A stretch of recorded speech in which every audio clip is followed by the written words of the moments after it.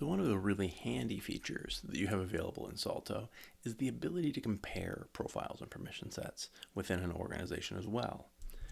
Now, this comes in really handy when, say, you're trying to create a new role from an existing one and see what the difference is between the two. Same thing for when we're cleaning up or standardizing team access. A lot of times it can be difficult to see what the small differences are across these large profiles and permission sets.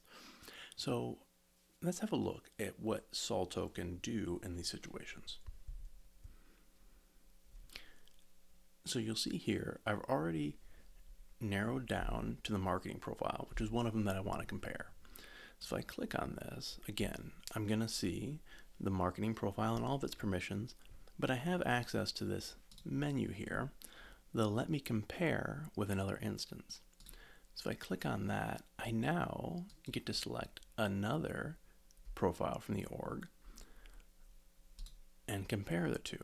So let's see what the marketing profile and solution manager profile have different between them. So Salto is going to show me this nice comparison view where I see the purple showing me my marketing profile and solutions manager in yellow. And all the differences are going to show up on these blue lines.